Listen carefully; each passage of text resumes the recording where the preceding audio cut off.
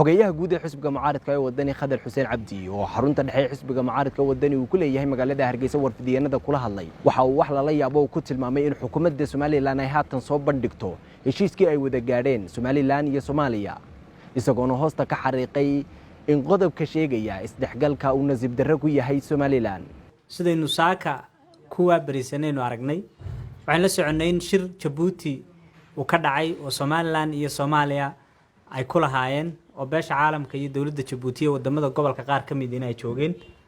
shirkaas sideen la socono heshiis ka soo baxay hore oo layna tusay ma jiro saxiixi iyo wixii aynu habeenkii daawanay sida xaqiiqadu ahayd waxay ahaayeen minutieskii shirka lagu galay oo la saxiixay inay minutieskii shirka ahaayeen heshiiskii rasmiga ahaa ama communiqueegi shirarka marka la gala la soo saaro waa communiqueega ilaa xalay saacadihii dambe ilaa saaka ina soo gaaray marka fursad hore oo may jirin wax lagaga yiraahdo laakiin maadaama maanta communiqueegi deena hor yaalo waxa furan fursad wax lagaga yiraahdo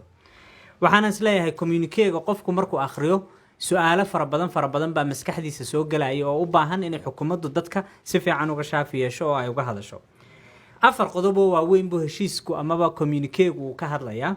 afarta qodob marka waa inaan isweydiinaa halkay inagu wadaanay inagu riixayaan inagu leer garaynayaan macnahooda iyo nuxurkoodu muxuu yahay marka serviceka sare iyo muuqaalka sare ee kelmadaha laga tago maxay buu yahay marka su'aasha koowaad ee manasaba waxa weeyaan shirka waxaynu ogeeynu 18kii bisha soo dhamaaday shirkii 18kii bisha soo dhamaaday maxaa 22kii bisha soo saaray communiquegiisi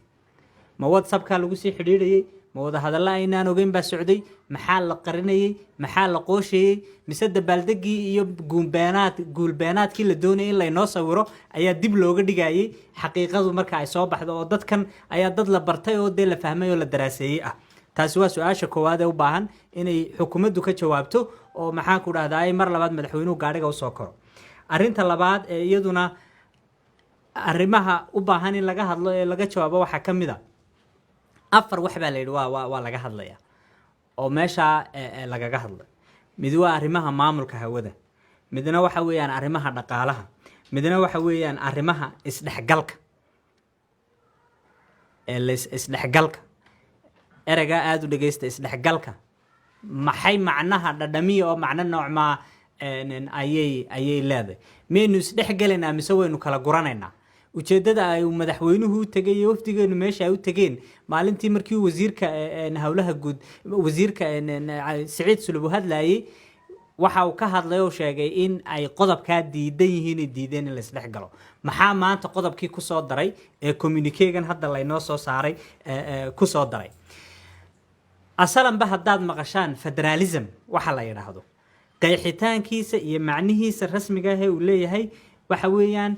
in waxna lagula maamulo waxna Soomaaliya ay gaar u maamusho dawladda dhexe ee wadankaasi uu leeyahay wadanku doonaha noqday inay wax maamusho dawladaha kamidka ah ee dawlad goboleedyada kamidka ahina ay wax lala maamulo marka waxa laga hadlayaa dhaqaalihii in la wada maamulo waxa laga hadlayaa hawadii in la wada maamulo ama sidan loo dhigay ha noqoto in hawada Soomaaliland iyo Soomaaliya isku jirta ha la wada maamulo ama ha noqoto hawadii Soomaaliland hal wada maamulo waxa weeyaan oo sida wasiirku sheegay uu yiri khada madbiciya baa dhacay taasoo aynu sugayno in dawladda Djibouti ay soo cadeyso oo aanan wali haynin laakiin tiise arinta muhiimka waxa weeyaan maxaa la wada maamulaya maxaa kalifaya in la wax wada maamulo wadamada dunidaynu naqaan ee wadamadoodii ka go'ay dariiqyo noocan oo kala miyay mareen mise waa dariiq cusub oo inagu aynu jeexayn arinta marka la leeyahay isu socodka iyo isdhexgalka iyo waxa la xoojinaya oo kor loo qaadaya waxyaabaha aan siyaasiga ahayn xaaladii baa la caadiyeynaya waana istabta koowaad ee marka wadamo la mideynaya la maro waa dariiq caalami oo yaalo oo la yaqaano maaha wax cusub oo imika halkan lagu ixtiraaqay oo la sameeyay wadamada dunida ujeedadoodu ay tahay inay mustaqbalka noqdaan hal wadan oo kaliya amaba nidaam federaal ay sameystaan halka ay ka bilaabaan waa isdhexgal baa la yiraahdaa isdhexgalka waxa laga bilaabaa meelaha fudud ciyaaraha laga bilaabaa waxa laga bilaabaa arrimaha dhaqanka laga bilaabaa arrimaha maxaa kuwaasi aynu wadamada kale ee jaarkeena heshiis noocaas u la galweyn aynu Soomaaliya u la galayna waxaan leenahay oo aan doonaynaa xukuumadda aan u soo jeedinaynaa arrintan waxay u baahan tahay in la caddeeyo arrintan waxay u baahan tahay in laga daayo muhmalka iyo muuseynta iyo daditaanka in laga daayo arrintan waxay u baahan tahay geesinimo iyo in dadka runtu waxay tahay loo sheego dadku deetana tashadaan waa runtaa ma aqbali karnaa mise ma aqbali karno laakiin tiise in maalin walba dadka inta indhasarcaad loo sameeyo dadka masaakiinta ah ee taagta daran aynu ognahay dhaqaalahoodii halku taagan yahay ee aan dowladnimo ay ka yidhaahdaan ay ku nastaan aan loo samaynin oo aan wax noloshoodii taabanaya aan loo samaynin maalin walbana haddana la xaqijinayo maalin walba hanka loo soo kicinayo oo gawaadhi madax furan intoo loo soo koro oo sidii maxaan ku dhahdaa kooxihii kubadda soo qaadi jiray gacanta loo lulo la yidhaahdaa maantana guul baynu soo gaadhin waxaan leenahay ilaahay ka cabsadoo dadka masaakiinta ka daaya dhibta iyo xamaasad gelinta aan xaqiiqada iyo guusha aan ku salaysnayn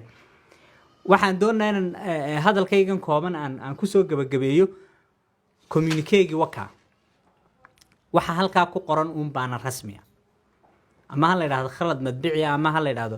laakiin hadduu khalad madbici yahay wixii madbiciga ku jira wuu soo bixi doonaa oo dee waa la saxaa markiiba Caydaruus Maxamed Caynaan Goobjoog gudaha magaalada Hargeysa